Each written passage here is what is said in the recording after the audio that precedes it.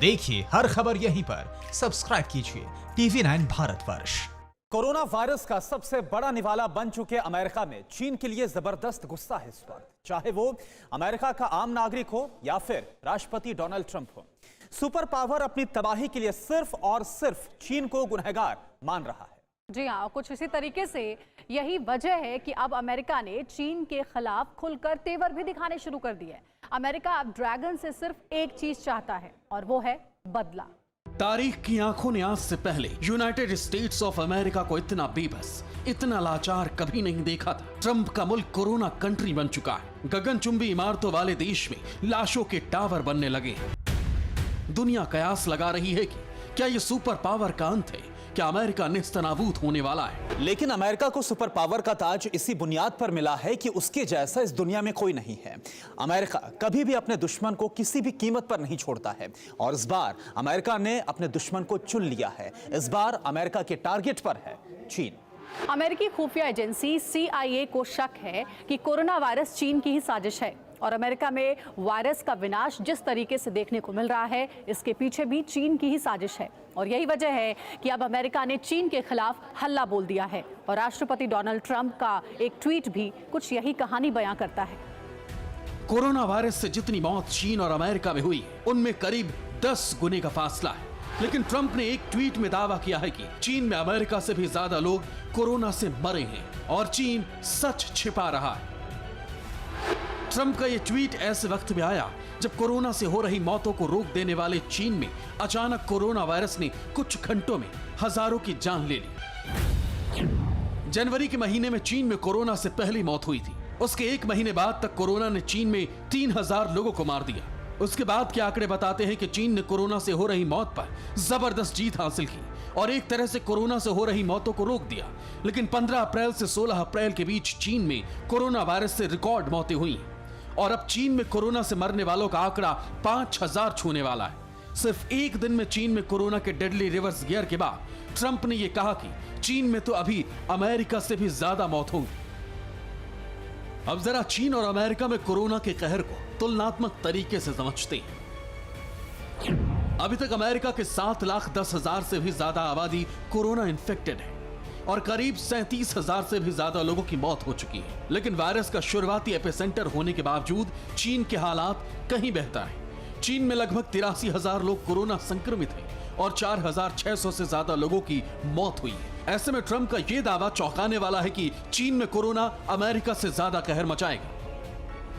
चीन की चार दीवारी के अंदर से जो सबूत सामने आ रहे हैं वो इस तरफ इशारा करते हैं कि चीन में कोरोना वायरस की वजह से अभी तक लाखों लोगों की मौत हो गई है। लेकिन चीन है जो कि इन आंकड़ों को छुपा रहा है। लेकिन अमेरिका ने अब इस बात का ऐलान कर दिया है कि वो अपने सीक्रेट एजेंट्स के जरिए बहुत जल्द कोरोना वायरस को लेकर चीन की साजिश का पर्दाफाश करेगा।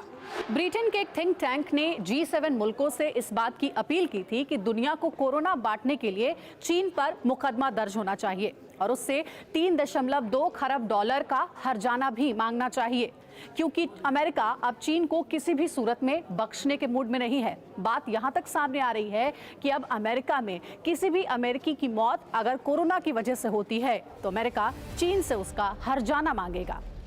अमेरिका के 2 सांसदों ने संसद में चीन के खिलाफ एक विधेयक पेश किया है जिसमें लिखा है कि कोरोना वायरस ने अमेरिका को जो नुकसान पहुंचाया है उसकी भरपाई चीन से की जाए।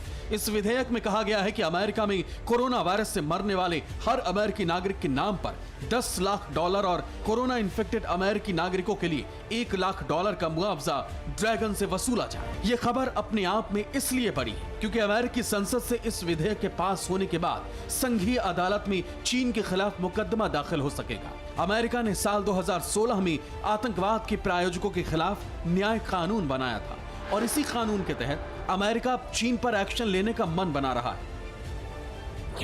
ब्रिटेन के हेनरी जैक्सन सोसाइटी ने चीन से हर्जाने के तौर पर $6.5 ट्रिलियन मांगे थे और अब अमेरिका जो हर्जाना वसूलने का मन बना रहा है उससे $20 ट्रिलियन से ज्यादा चीन को चुकाने होंगे। ये दोनों रकम मिला ली जाए तो चीन की इकोनॉमी से भी ज्यादा बैठती है। आज से करीब 32 साल पहले 3 जुलाई 1988 को अमेरिकी नेवी ने ईरान के यात्री विमान IAF 655 को मिसाइल अटैक में मार गिराया था। इस हादसे में उस विमान में सवार सभी 290 यात्रियों की मौत हो गई थी। हालांकि अमेरिका की तरफ से दलील यह दी गई थी कि उसने इस यात्री विमान को दुश्मन का फाइटर जेट समझा था और उस वक्त अमेरिका के राष्ट्रपति जॉर्ज बुश सीनियर ने इस हादसे को लेकर माफी मांगने से भी साफ तौर पर इंकार कर दिया था। ये पूरा मामला इंटरनेशनल कोर्ट ऑफ जस्टिस में गया और अमेरिका को झुकना पड़ा। अपनी गलती के खामियाजे के तौर पर अमेरिका ने साल 1996 में प्लेन क्रैश में मारे गए लोगों को $131 मिलियन की रकम बांटी। बताया जाता है कि अमेरिका ने ये बड़ी रकम 290 लोगों के बीच बांटी और अमेरिका चीन से जिस मुआवजा मांगने की बात कर रहा है उसमें तो 8 लाख से भी ज्यादा लोग शामिल हैं। वैसे कोरोना को लेकर चीन पर सिर्फ यूरोप और अमेरिका को ही गुस्सा नहीं आ रहा, बल्कि दुनिया का लगभग हर देश इस महामारी के पीछे चीन को दोषी मान रहा है।